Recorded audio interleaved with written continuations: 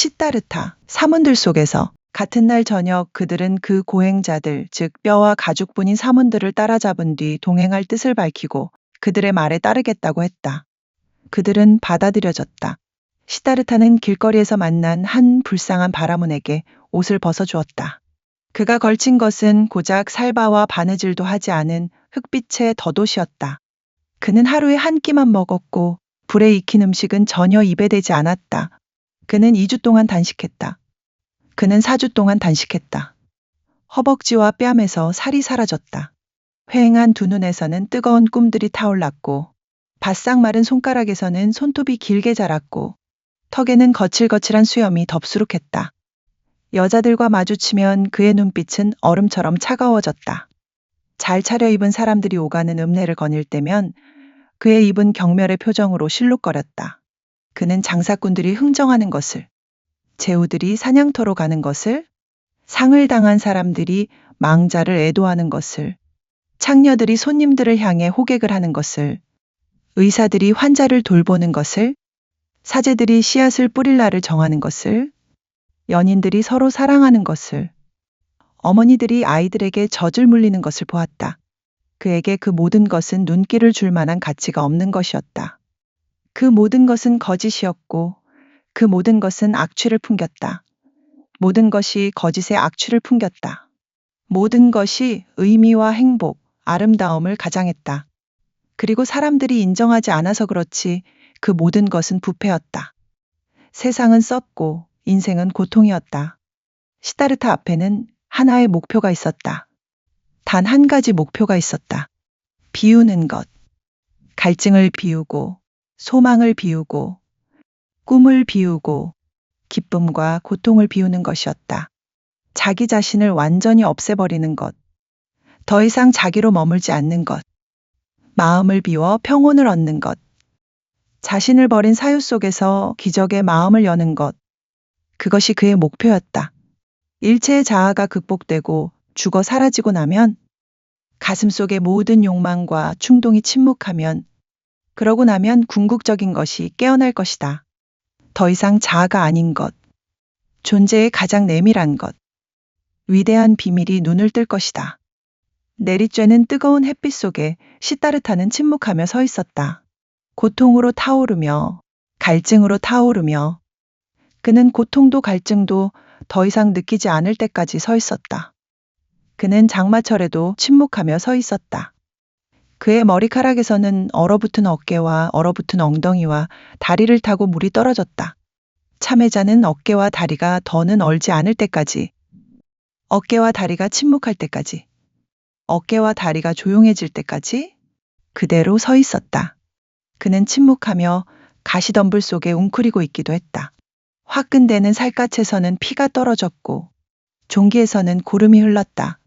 시타르타는 더 이상 피도 흐르지 않고 더 이상 쑤시는 듯한 아픔도 느껴지지 않고 더 이상 화끈거리지도 않을 때까지 부동의 자세로 한 곳에 꼼짝도 않고 머물러 있었다. 시타르타는 꼿꼿이 앉은 채 호흡을 아끼는 법을 배웠다. 적은 호흡으로 버티는 법을 배웠고 호흡을 멈추는 법을 배웠다. 그는 호흡으로부터 시작하여 심장의 박동을 진정하는 법을 익혔다.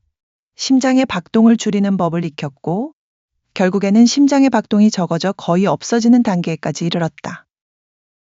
사문들 중 가장 나이가 많은 사람들의 가르침을 받아가며 시타르타는 새로운 사문들의 규칙에 따라 자기를 벗어나는 법과 명상하는 법을 익혔다. 외가리 한 마리가 대나무 숲 위로 날아갔다. 순간 시타르타는 그 외가리를 자신의 영혼 속에 받아들여 숲과 산 위로 날아갔다. 그 자신이 외가리였으며 물고기들을 잡아먹고 외가리의 굶주림을 겪고 외가리의 팩팩 소리를 냈고 외가리의 죽음을 죽었다. 자칼 한 마리가 죽은 채 백사장에 누워 있었다. 시타르타의 영혼은 그 시체 속으로 미끄러지듯 들어가 죽은 자칼이 되어 해변에 누워 있었으며 퉁퉁 불어나 냄새를 풍기며 부패해 갔다. 하이에나들에게 난도질 당하고 독수리들에게 껍질이 벗겨져 뼈다귀만 남았다가 먼지가 되어 벌판 위로 흩날렸다. 그리고 시타르타의 영혼은 돌아왔다. 죽어서 썩고 먼지가 되어 날리고 윤회의 음울한 황홀경을 맛본 뒤라서 사냥꾼과 같은 자세로 새로운 갈증 속에서 윤회의 수레바퀴에서 벗어나고 또 인과응보도 끝나고 고통 없는 영겁이 시작되는 틈새를 기다렸다. 그는 자신의 감각을 죽였고 자신의 기억을 죽였고 자신의 자아를 벗어나 수천의 낯선 형상들 속으로 들어갔다. 짐승인이 되어 보기도 했고 짐승의 썩은 시체가 되기도 했으며 돌멩이, 나무, 물이 되기도 했다. 그리고 그는 그때마다 다시 깨어나 다시 자신을 찾았고 태양이나 달이 비추었고 다시 자아로 돌아왔고 윤회 속에서 요동쳤고 갈증을 극복하고 새로운 갈증을 느꼈다. 사문들 속에서 시다르타는 많은 것을 배웠다. 그는 자아로부터 벗어나서 걸어가는 많은 길을 익혔다. 그는 고통을 통해 즉 고통과 굶주림, 갈증, 피로를 자발적으로 미리 겪으며 극복함으로써 자기 초탈의 길을 걸었다. 그는 명상을 통해 마음이 모든 상념에서 벗어날 때까지 비우는 사유를 함으로써 자기 초탈의 길을 갔다. 이런 길 저런 길을 가는 법을 그는 익혔다. 수천 번씩 그는 자신의 자아를 떠났고 수시간씩 수일씩 비자아에 머물렀다. 그러나 그 길들은 자아로부터 떠나는 것이기는 했지만 궁극에는 늘 자아로 돌아오는 것이었다. 시다르타는 수천 번 자아에서 도망쳐 무에 머물렀고 짐승 속에 돌 속에 머물렀지만 자아로의 귀환은 피할 수가 없었고 시간에서 벗어날 수도 없었으며 시간 속에서 다시 자신을 발견했고 햇빛 속에서 달빛 속에서 그늘 속에서 또는 빗줄기 속에서 자신을 발견했고 다시 자아가 시다르타가 되었으며 늘 윤회의 업보를 느꼈다. 그의 곁에는 그림자처럼 고빈다가 함께하면서 그와 같은 길을 갔으며 그와 동일한 노력을 했다. 그들은 봉사와 수행이 요구하는 것들 외에는 아무런 말도 주고받지 않았다. 둘은 가끔 자신들과 스승들을 위해 마을을 돌며 탁발을 했다. 고빈다, 자네는 어떻게 생각하나? 이렇게 탁발을 다니던 중 시다르타가 말했다. 우리가 많은 진척을 이룬 것 같나? 목표에 이르렀다고 생각해? 고빈다가 대답했다. 우리는 공부를 해왔고 앞으로도 더 많은 공부를 하게 되겠지. 시다르타, 자네는 훌륭한 사문이 될 거야. 어떤 수행이든 자네는 빨리 익혔어. 그래서 연로한 사문들이 자주 경탄했어. 자네는 성자가 될 거야. 시다르타. 시다르타가 말했다. 그럴 것 같지가 않아, 친구. 오늘까지 사문들에게서 배운 것들을 더 쉽게, 더 빠르게 익힐 수도 있었을 거야. 창녀촌의 술집이나 친구여. 진마차꾼들이나 노름꾼들에게서 얼마든지 배울 수 있었을 거야. 고빈다가 말했다. 시다르타가 내게 농을 걸고 있군. 명상이나 숨을 멈추는 법, 굶주림이나 고통에 둔감해지는 법을 어떻게 그런 비천한 자들한테서 배운다는 거야? 시다르타는 혼잣말을 하는 것처럼 중얼거렸다. 명상이란 게 뭐야? 육체를 포기한다는 게 뭐야? 단식이라는 게 뭐야? 숨을 멈춘다는 게 뭐지? 그건 자아로부터 도망치는 거야. 그건 자아의 고통으로부터 잠시 빠져나오는 것에 지나지 않아. 그건 인생의 괴로움과 무의미함을 잠시 마비시키는 것에 지나지 않아. 이런 도망이나 이런 잠깐 동안의 마비는 소몰이꾼도 주막에 들러 막걸리 몇 사발, 발효된 야자유 몇 순배면 맛볼 수 있는 거야. 그러면 그 사람은 자신의 자아를 더는 느끼지 않고 그러면 인생의 괴로움도 더는 느끼지 않아. 그러면 그 사람은 잠시 마비를 맛보는 거야. 그 사람은 막걸리를 한 순배 걸치고 잠이 들면 시다르타와 고빈다가 오랜 수행을 거쳐 육체에서 벗어나 이르는 것과 같은 비아의 상태를 맛보는 거야. 바로 그렇다니까, 고빈다. 고빈다가 말했다.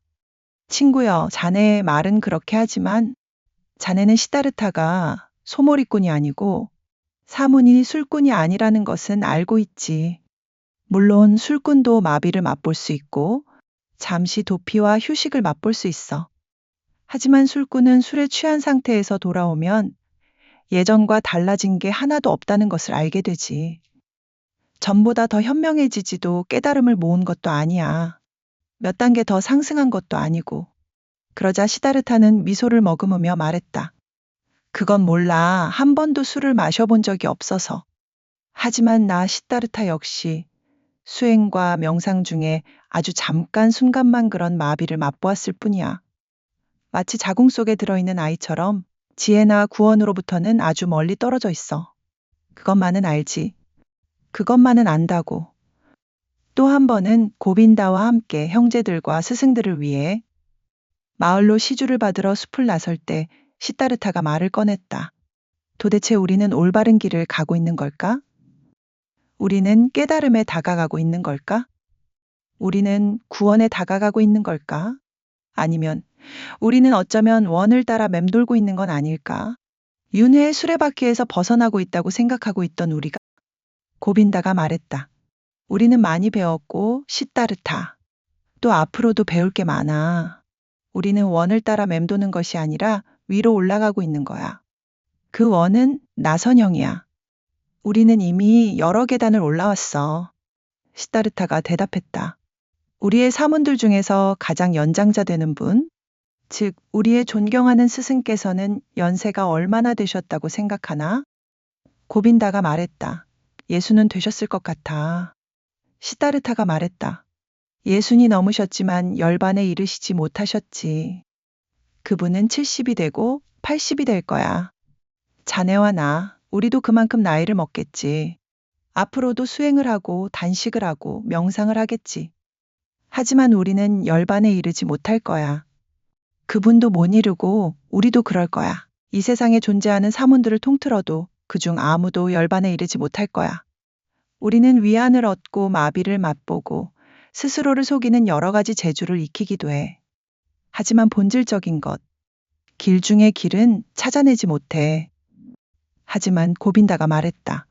그런 끔찍한 말은 입 밖에 내지 마. 시다르타. 그토록 많은 학식 높은 분들 중에서, 그토록 많은 바라문들 중에서, 그토록 많은 엄격하고 존경스러운 사문들 중에서, 그토록 많은 구도자들 중에서, 그토록 많은 열정적으로 노력하는 사람들 중에서, 그토록 많은 성자들 중에서 아무도 길 중의 길을 찾아내지 못할 거라니.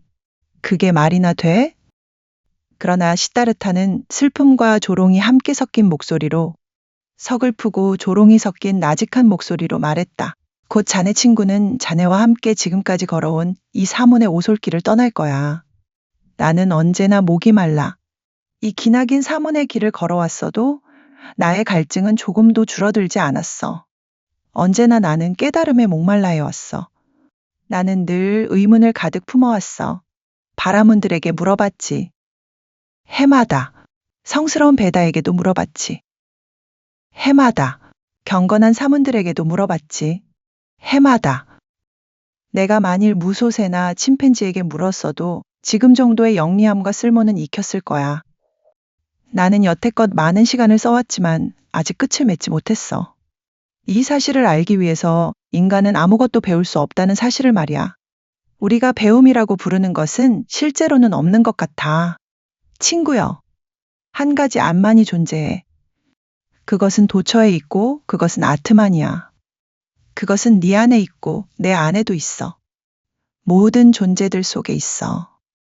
그리고 이 알매 적중 알려고 하는 것, 배워하는 것만큼 사악한 것도 없다고 나는 믿고 싶어.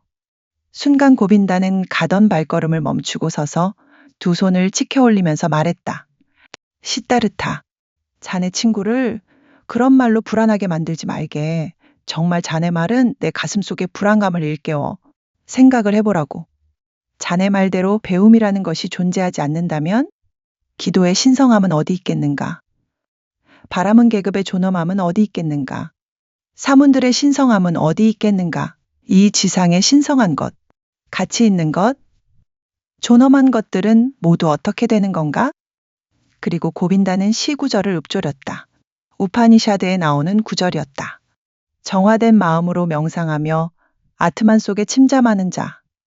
그 마음의 연락은 이루 말로 표현할 수가 없다. 그러나 시다르타는 침묵했다. 그는 고빈다가 들려준 말들을 생각했다. 그 말들을 쑥쑥들이 깊이 생각해 보았다.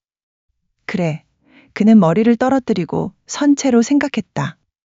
우리에게 신성하게 보이는 모든 것들 중에 무엇이 남을까? 무엇이 남지? 무엇이 진실로 남을까? 그는 고개를 가로저었다. 어느 날인가 두 젊은이가 사문들과 더불어 생활하며 수행을 쌓은 지 3년이 되었을 때 이런저런 결과 우회로를 거쳐 한 가지 기별이, 한 가지 소문이, 하나의 전설 같은 이야기가 귀에 들려왔다. 한 인물이 나타났는데 이름은 고타마라고 하며 그는 숭고한 분으로 부처이며 세상의 번뇌를 극복하고 윤회의 수레바퀴를 정지시켰다는 것이었다. 그는 제자들에게 둘러싸인 채 설법을 펼치며 전국 곳곳으로 떠도는 것이었다. 그는 재산도 고향도 아내도 없이 고행자의 누런 덧옷을 걸친 모습이었지만 기쁨 가득한 이마를 한 복된 이였다. 그리고 바라문들과 제후들은 그에게 절을 하고 그의 제자가 되고자 했다. 이 이야기, 이 소문, 이 동화 같은 이야기가 메아리로 번지면서 향기가 되어 피어올랐다. 이곳저곳 도시에서는 바라문들이 그에 대해 이야기했고 숲에서는 사문들이 그에 대해 이야기했다. 고타마 부처의 이름이 거듭하여 두 젊은이의 귀에 들려왔다. 좋은 이야기도 있었고 나쁜 이야기도 있었다. 칭송도 있었지만 헐뜯는 말도 있었다. 어느 나라에 흑사병이 돌면 그리고 어느 곳에 한 분이 한 현자가 한 용한 사람이 있어. 그분의 말과 입김 하나면 역병에 걸린 모든 사람을 낫게 할 수 있다는 소문이 번지면 이 소문이 온 나라로 퍼져 누구나 이 이야기를 하고 어떤 사람들은 그 이야기를 믿고 또 어떤 사람들은 의심을 하기도 하지만 많은 사람들이 곧 이 현자를, 이 구원자를 찾아 길을 나서듯이 그렇게 온 나라에 그 소문이 석가 가문의 현자인 부처 고타마에 대한 향기로운 소문이 번졌다. 그를 믿는 사람들은 그분은 최고의 깨달음을 얻었으며 전생을 기억하고 이미 열반에 도달하여 다시는 윤회의 수레바퀴 속으로 돌아가지 않으며 여러 형상으로 바뀌는 슬픈 강물에 다시는 몸을 담그지 않는다고 말했다. 그에 대한 아주 훌륭하고 믿기 어려운 이야기들이 회자되었다. 그는 기적을 행하였으며 악마를 이겨냈고 신들과 대화를 나누었다는 것이었다. 그러나 그를 믿지 않는 사람들과 그의 적들은 그 고타마라는 사람은 허영심에 들뜬 유혹자이며 날마다 사치스러운 생활을 하고 제사 지내는 것을 우습게 생각하고 학식도 없고 수행이나 금욕도 모른다고 말했다. 부처에 대한 소문은 달콤하게 울려 퍼졌고 그 소문에서는 마력이 풍겼다. 실제 세상은 병들어 있었고 인생은 견디기 힘든 상황이었다. 그런데 보라, 이곳에서 한 줄기 생명이 숨쉬는 것 같았다. 이곳에서 봄의 외침이 울리는 것 같았다. 위안을 가득 품은 부드럽고 고귀한 약속으로 가득한 외침이었다. 부처의 소문이 번진 곳이면 어디서나, 인도의 온 지방 어디서나 젊은이들은 귀를 기울였고 그리움을 느꼈고 희망을 느꼈다. 그리고 도시와 시골의 바라문의 아들들은 순례자는 이방인은 그 숭고한 분 석가모니의 소식을 가져오는 사람이면 누구나 기쁘게 반겼다. 그리고 그 소문은 숲속의 사문들에게도 시타르타에게도 그리고 고빈다에게도 들려왔다. 방울져 서서히 들려왔다. 각 물방울에는 희망이 매달리기도 했고 각 물방울에는 의심이 매달리기도 했다. 그들은 그 이야기를 거의 하지 않았다. 사문들 중 가장 연장자 되는 분이 이 소문을 달가워하지 않았기 때문이다. 그분은 이 부처라는 자가 전에는 금욕을 하며 숲에서 살았지만 나중에는 향락과 사치스러운 생활로 돌아갔다는 소문을 들어 그를 허풍인 존재로 여기고 있었다. 오, 시따르타. 한 번은 고빈다가 친구에게 말했다. 오늘 마을에 갔었어. 한 바라문이 나를 그의 집으로 들어오라고 했어. 그의 집에는 마가다 왕국에서 온 바라문의 아들이 있었지. 그 사람은 자기 두 눈으로 직접 부처를 보았고 그분의 설법도 들었다고 하더군. 정말 나는 가슴으로 숨을 쉬는 것조차 고통스러웠어. 나는 속으로 생각했어. 나도, 아니 시타르타와 나, 우리들도 그 완성에 도달한 분의 입에서 나오는 설법을 듣는 시간을 가지면 얼마나 좋겠나. 친구여, 어서 말해봐. 우리도 그곳을 찾아가서 부처의 입에서 나오는 말씀을 한번 들어보지 않을래? 시다르타가 말했다. 고빈다. 언제나 나는 생각했어. 고빈다는 사문들 속에 머물 것이라고 언제나 나는 믿어왔지. 욕심, 질심이 되어도 사문들의 지적인 기술과 수행을 계속해서 행하는 것이 고빈다의 목표라고 말이야. 그런데 보라. 내가 고빈다를 너무 몰랐던 거야. 고빈다의 마음속을 몰랐던 거지. 그러니 소중한 친구여. 새로운 길을 따라서 가게. 그 부처가 설법을 하는 곳으로. 고빈다가 말했다. 조롱하는 걸 좋아하는군. 시다르타. 놀리려면 얼마든지 놀리라고. 하지만 그 가르침을 듣고 싶은 열망과 소망이 자네 가슴 속에도 있지 않았나? 그리고 언젠가 자네는 내게 이런 말을 하지 않았나? 사문의 길을 오래 걸을 생각은 없다고. 시다르타는 슬픔과 조롱의 빛이 뒤섞인 그만의 목소리로 웃으며 말했다. 좋아? 고빈다. 말 한번 잘했다. 기억도 정확하고 자네가 내게서 들은 다른 것도 기억했으면 좋겠군. 나는 설법과 배움이라는 것을 믿지도 않고 이제 그런 것들에 지쳤다고 말이야. 스승들이 우리에게 전해주는 말들에 대한 믿음도 별로 없다고 말이야. 그래. 좋아, 친구여. 그 설법을 들어볼 생각이 있어. 물론 우리가 그 설법의 가장 훌륭한 열매를 이미 맛보았다고 생각하지만 고빈다가 말했다. 그럴 생각이 있다니 내 마음이 기쁘군. 하지만 어떻게 그런 일이 가능한지 말해봐. 아직 듣기도 전에 고타마의 설법이 그 가장 훌륭한 열매의 맛을 우리에게 보여주는 일이 어떻게 가능하지? 시다르타가 말했다. 그 열매부터 맛보고 다음 것은 더 기다려보기로 하자고. 고빈다. 고타마에게 덕을 입은 이 열매는 먼저 그가 사문들의 무리로부터 우리를 불러냈다는 데 있어. 그가 앞으로 또 다른 더 좋은 것을 우리에게 전해줄지. 친구여, 그것은 차분한 마음으로 기다려보기로 하지. 당장 그날 시다르타는 사문들 중 가장 나이가 많은 사람에게 떠나기로 한 자신의 결심을 알렸다. 그 결심을 그는 젊은 제자로서 갖추어야 할 예법과 겸손한 태도로 우두머리 사문에게 알렸다. 그러나 두 젊은이가 자신을 떠나려 한다는 것을 알고서 그 사문은 버럭 화를 냈으며 있는 대로 소리를 지르고 거친 욕설을 퍼부었다.